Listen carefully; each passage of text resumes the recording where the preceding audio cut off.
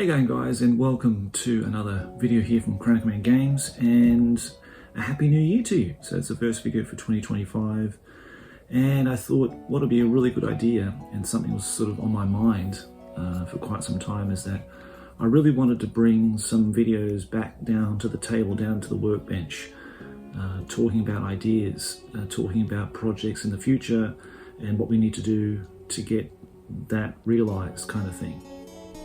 And also to show you, what projects I'm working on, commissions maybe, and just bring it back to just doing stuff behind the scenes, and so that you can keep in the loop of what's happening, what's coming up, early previews, all that kind of stuff in between the battle reports. The first one I want to do is the Orc and Goblin Shaman. A special shout out to one of my patrons who helped me acquire this model, and in doing so he asked me if I could do videos on assembling and painting this particular classic Marauder miniature. And I said, yeah, absolutely, why not? So that will be the very first video of me just assembling this big bloody thing. It's quite a hefty bit of lead, and just showing you how I would go about cleaning, pinning, gluing it all together and fixing up all the mold lines and stuff like that, and basing it.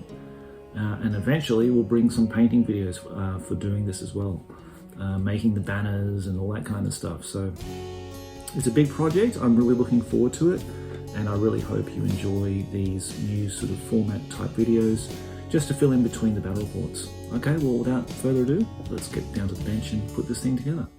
Okay, so let's get this beautiful beast out of the box and take all the pieces and outlay them clearly on our green mat here. We've got an actual instruction booklet, which was missing in our 90s boxes, but we had sort of a nice exploding diagram on the back of our boxes in the 90s. So that was nice that that came with it. You will need some cutters, some clippers, a 1mm pin vise, a very sharp scalpel, some good super glue, and some paper clips for pinning. So we're going to start with the main body here, and I want to use that as the foundation to attach to a base, so we've got something for it to rest on and to sit up on as we attach everything else. Basically what you want to do first, what I like to do, is approach everything, is clean everything up, all the mold lines, all those horrible bits of flash and things hanging off the model. We need to remove all of that.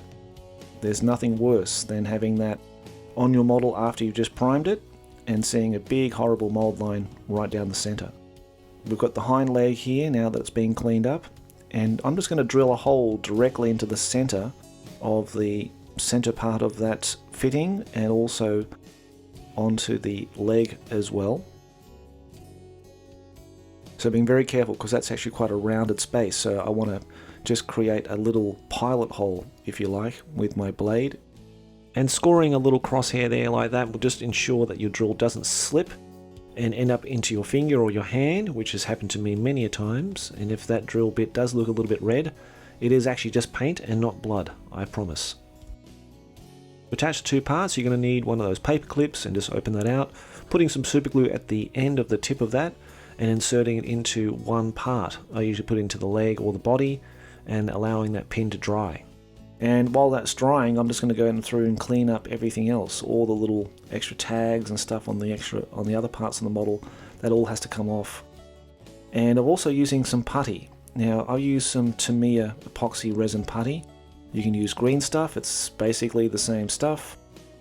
I use this because it's nice and smooth, and it's, as being in Japan, it's just locally available, so I can just go down the store and pick it up.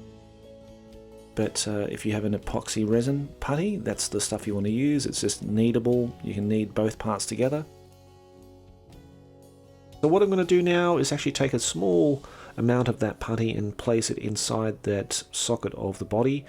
Then I'm going to put some super glue on the end of that leg, plug it straight into that hole that I made earlier, that I drilled earlier, and then the glue and the putty gives that extra reinforcement that I want, gives it extra strength, and it will actually push the putty out around the edges, so that way you can use your modeling tool and sculpting tools just to level it out and blend it into the body, and just makes that process just a little bit easier, and just gives more reinforcement, like I said, to those joins when you put them together. Then I'll just go and do that for all the other parts. So there's the tail, and of course there's the upper body, and of course there are the wings. And we all need to pre-drill all those holes, clean up all those parts, make sure there's no horrible flash or mold lines on any of those bits, and make sure we just do like some dry fits, make sure everything fits. So we're just doing that with the upper part of the head to the lower part of the jaw, and again start pinning everything. I pin everything, so nothing is put onto this model without being pinned. And the reason is the last thing you want after spending hours and hours and hours of painting and putting this thing together is for it just to fall off one day. In transportation or when you're playing the game, it's just a horrible thing. So you want to pin everything, especially with a model with such weight. So everything's pinned, everything's aligned, everything's put together, everything's done with a dry fit first, make sure everything fits okay, and there's no massive gaps anywhere. If there is, you need to go back and sort of shave away some of the metal, or just create some leveled out parts on both sides, make sure they fit nice and snug, which in this case everything does pretty much. Now that the bottom of the leg is dry, or left it overnight, I'm now going to drill a hole through the base of the model here, of the base that it sits on, which is a 40 by 40, which I had here. I'm not using the one that was sent to me with the made to order, as it's a different size for the old world. And just make sure it fits okay, does perfectly. We're going to glue that down to the base, and any excess putty that I've had during the process of the build, I'll use that to just pack out the bottom of it, and it creates a nice sort of leveled out surface for the base of the model. The wings are going to be important that you get right, and that they make sure that they fit in snugly, and that they are not going to fall off, and that they're bent in the right shape and everything before you start gluing and putting putty in.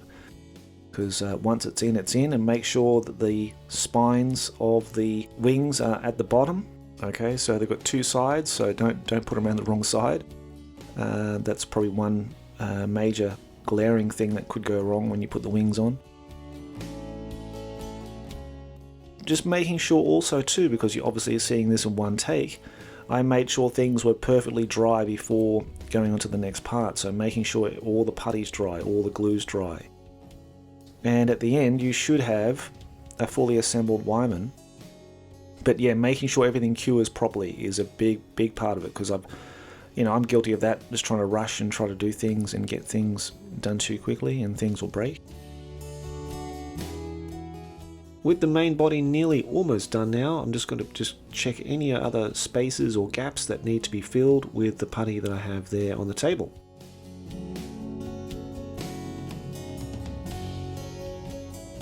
Now the saddle needs to be attached as well, it needs to be pinned to the body, but of course I can't see exactly where it's going to line up.